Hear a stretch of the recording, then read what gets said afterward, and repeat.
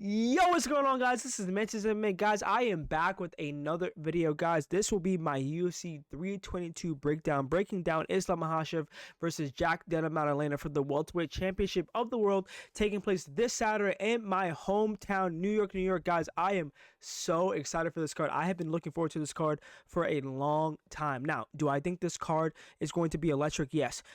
Bias aside, I think this card might be one of the best cards of the year, in my opinion. And I think the main event has potential to be the best and most high-level main event we have seen in a long time.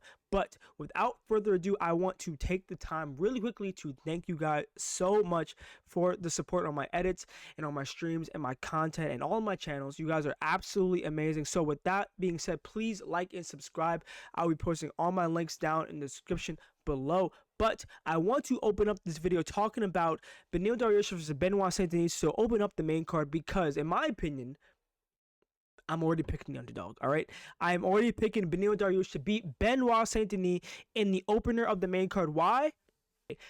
I think Beneil Dariush might weather the storm. I think he's seasoned. I think he's coming off a bad loss. I think Benoit's coming off a very good loss, which I think is going to hurt Benoit in the end. I think he's going to come out very excited, looking for a finish, kind of like he did against Dustin Poirier. And I think he's going to become overzealous. I think he's going to overshoot, get taken down, and held down by Beneil Dariush. Now, the only thing I think that Benoit has going for him is that Benoit is incredibly more athletic. He's younger, hungrier, and I think he has that ability to get up, and he has that ability to win fights. Now, I think Beneil Dariush is going to be more motivated than ever in the Garden to prove to the fans, the UFC, and everyone watching that, hey, listen, I am still a contender. I am still someone that can go out and win fights. Now, do I think he will? Yes. Will it be tough? Yes. Do I think he wins a close decision? Yes. And do I think this performance really hurts Benoit?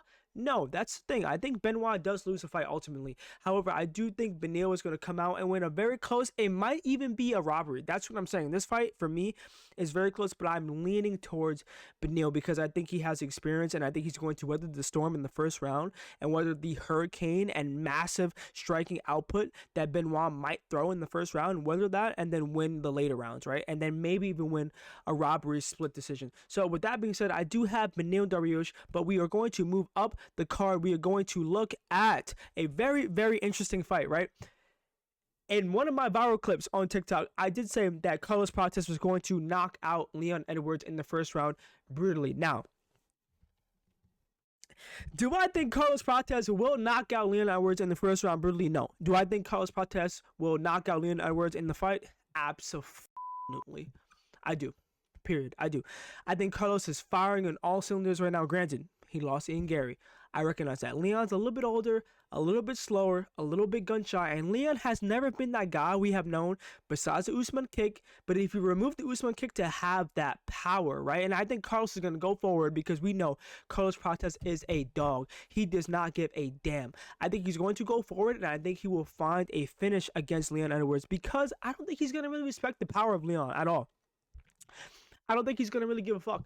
I think Carlos is going to be, listen, I'm in the Garden. I'm coming off a spinning elbow highlight victory. Why not get another one? And I think Leon, the moment is never really too bright for Leon. However, we have seen Leon crumble under the bright lights, right? We have seen Leon quit on himself.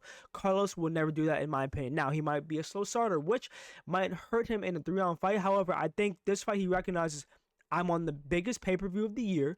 I'm fighting on a card where the welterweight champion is also fighting. I need to have a performance. And I think Leon, a little bit older, is going to be a little bit hesitant in the first round. Might get caught with something, be hesitant, and then realize, oh shit, I have to grapple. Carlos, in my opinion, is preparing for that, training for that in his training camps. Stop all types of takedowns, all types of offensive grappling from Leon, and will go out and find the finish in the late second to mid-third round, in my opinion. Will it be brutal, like I said? Not really. However, I do feel like Carlos Prates will get a finish over Leon Edwards, whether it's a TKO or just straight ground and pound. And hot take, I think he is next to face, soon to be told, but the next welterweight champion of the world, because in my opinion, I think a finish over Leon Edwards in the Garden, highlight reel KO, highlight reel TKO will put Carlos Prates at the top, only because I feel like the UFC at this stage is not really going off rankings, right? I think the UFC is pushing guys like a Malcolm Wellmaker, who can go out there, get exciting finishes, and then talk shit, be creative, be themselves on the mic. And I think that's what the UFC wants. So in my opinion, I think if Carlos Prates goes out there and finds a finish against Leon Edwards, a former champion, mind you, in the Garden, I think he is next in line for a title shot against the next welterweight champion of the world, which I will get into very shortly. But moving up the card, we do have a very tricky and exciting fight against two fighters who are extremely elite at what they are good at and are very dominant in their respective fields. Now, Michael Morales, he's 25 years old, 26, something like that. Sean Brady, a little bit older, but not like extremely old. This is striker versus grappler, right? This is an athletic powerhouse who can put you out with one knockout versus a dog who will grapple and chain wrestle and will try to maul you, right? This fight for me was a toss-up. I want to lean the striker. As someone that trains myself and as someone that is a striker, I want to lean the striker. However, I think Sean Brady has too much experience. I think Sean Brady is too dominant once he gets you to the ground. I think Sean Brady's chain wrestling is too offensive and too controlling. I think he's going to absolutely suffocate Michael Morales, and I think he's going to pick up. I'm torn between split and UD. I think a unanimous decision for Sean Brady. I really do, because I think Mike Morales is going to see the lights. He's going to go out. Look, this is my time to shine against Sean Brady, 18-1, who could technically be undefeated, right? I think Mike Morales is going to go out there and look at this opportunity and get a little bit overexcited, get a little bit confident. And I mean, again, he's young. He's going to maybe shoot a left hook or a left straight, get taken down. And I think that's when Sean Brady does his best damage, right? He goes after guys to get overzealous. And once these guys are on the ground with Sean Brady, they realize, fuck, I cannot get up. And now another thing I want to say, I think Sean Brady is such a dog that I think he might go into this fight looking like, hey, I want to prove a point, right? I want to go out there and show the world, like, listen, this guy is not better than me. And I think Sean Brady might go for submissions, might attack arm triangles, might attack darces, right? But I think he's going to go out there and try to prove a point and try to physically hurt Michael Morales on the ground. I think he's going to use a ton of 12-6 elbows. He might cut him up with elbows, ground and pound to the ribs, to the liver, all this stuff. And I think Sean Brady is going to really try to prove a point and say, hey, listen, Dana, listen, I'm that guy. No matter who you put in front of me, I'm going to absolutely maul them. It doesn't matter if it's Leon Edwards, this guy, that guy. I'm going to maul them. And I think Sean Brady gets it done, right? And I mean, I think Mike Morales might be champion one day. Like Sean Brady said in his embedded interview or an interview somewhere on YouTube, he said, Michael Morales might be champion one day, but it's not going to be while I'm around, right? And I think that is the case. I think Sean Brady goes out there and gets it done against Michael Morales, who will be very game. And I think this defeat for Michael Morales will eventually push him to the next level. He realized, shit, I need to get better in this area, and I think he'll improve. And we'll see him very soon at the top. But I think Sean Brady gets it done and, calls out the guy that I'm going to say next in about a couple fights. So, Valentina Shevchenko versus Zhang Weili. Guys, listen straight up. All right, look. I was talking to one of my friends. Look, this is the highest level, most competitive women's MMA fight of all time. It is not even close. I feel like people are underappreciating how competitive and high level this fight is, right? Valentina, a little bit older, but this fight never happened. This fight will never happen again. These two ladies are so incredibly good and so incredibly dominant. The fact that we get this as a co-main event is absolutely unreal. I mean, realistically, this can be a main event. For the people that watch MMA, the people that watch UFC, the people that really enjoy the sport, this could be a main event on a pay-per-view. This is how high level this fight is. Now, with that being said, let's really break this fight down, guys. Listen.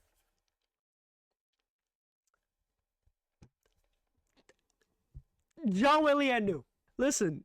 I'm so excited, guys. I can't even talk.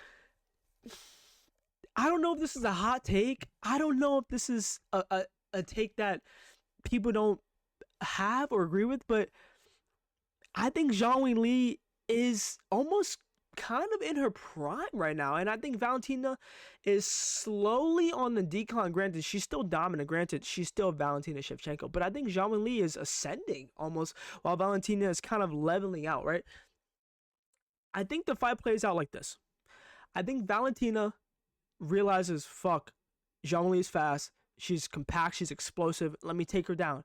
Goes to take her down. Realizes very quickly that Zhang Weili, granted, the smaller fighter, is stronger than her, bigger than her in terms of weight and muscle, and tosses her around. I think Valentina is going to have a lot of trouble with that. Granted, this is a 5-round fight, but I think that almost benefits Zhang Weili in a way, because Valentina, we all know, can sit on the outside and point fight in her Muay Thai style. She can sit on the outside, leg kick, throw jabs, right? Get a takedown, hold someone down, win the fight like that. However, I think Zhang Weili, she kind of has to be on the offensive, because I think Zhang Weili is going to push the pace and might get even takedowns of her own, might land big power shots. In the judges' eyes, we might say, oh man, like Zhang Weili just landed that power shot, but Valentina only landed these leg kicks. Zhang Weili wins the round.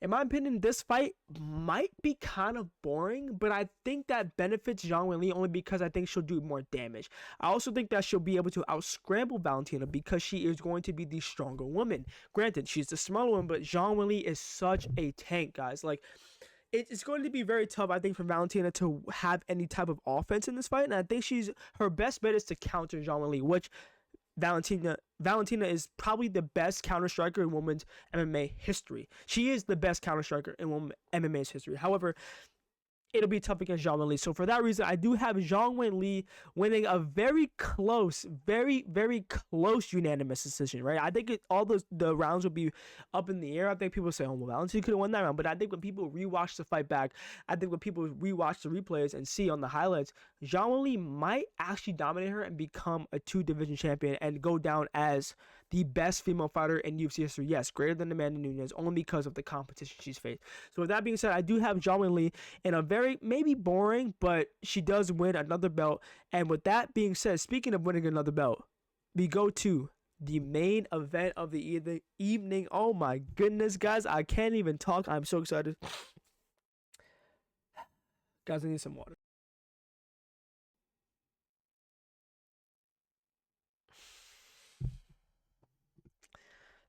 I don't want to be that YouTuber that says, I don't want to be that up-and-coming YouTuber that picks the underdog. I don't want to be that casual MMA fan to say for the sake of being toxic, picks, and still, JDM retains the welterweight championship of the world by knockout. I have watched all of their fights extensively. I have gone through so much tape. It's Islammakhachev we're talking about, but I think JDM is the guy to put his lights out. I really do. I just see it. I see it. I'm going with my gut. I'm not going against my gut feeling. I'm not going against what I'm seeing here. I'm not going against what this YouTuber said here. I'm going with my gut. I think JDM has the power. Now, I will say this. If the fight goes past the second round, Islammakhachev will win the fight. I think JDM has to get him out of there early. JDM has to go in there with the confidence and the aura like, I am the champion. This guy's coming up to my weight class, right? He has to have no fear. Now, do I think he naturally will have fear? Yes. But I think Islam might be also a little overconfident and recognize, hey, listen, maybe I'll strike with this guy. Kind of like a Bilal approach. Now, do I think he's going to wait that long to shoot against JDM like Bilal did? No. Do I think he's going to shoot in the first round? Yes. But I think in those first 3 minutes, Islam might strike with him. And I think in those first 3 minutes, JDM is going to get a feel for the range and recognize, like, oh, shit, like, maybe this guy doesn't hit as hard. Okay, yeah, the takedown's there, but he hasn't shot. I'm going to go forward. And I think once JDM starts landing those combinations, body, head, 2, 3, 1, right? 1, 2, 3, 3, 2, 1, all that stuff, it'll add up. And in the second round, I think Islam is going to recognize, I'm going to need to shoot a takedown because this guy is too good on the feet. What happens then? We have seen JDM feint those knees because JDM has such great anti-striking. It's so elite where he'll throw knees, he'll throw uppercuts, he'll 1-2, step out, 1, right? He'll do that and he'll be in and out of range to the point where strikers and grapplers cannot get to him, especially grapplers. And I think Bilal ran into that a little bit. Granted, Bilal is not as good a striker as Islam, in my opinion. But I think Islam will run into the same issues Bilal did, where he goes for a takedown and realizes, oh shit, this guy is not here. I cannot reach this guy. And I think as a result, JDM will find it with a knee up the middle, wobble him, and then finish him with grounded pound to retain the welterweight championship of the world. Guys, I am so incredibly excited for this fight. This fight, in my opinion, is going to change my life. I'm going to be streaming the whole card, early prelims to the end of the card, to reactions, all that stuff. I cannot wait. Guys, again, you guys are so so amazing, guys. Please like and subscribe. Once again, I will leave all my links down in the description below. You guys are awesome, awesome, awesome. I will see you guys very, very soon on Saturday night. Please, I will post all my shit down below. Once again, I will see you guys very, very soon for UFC 322. And until next time,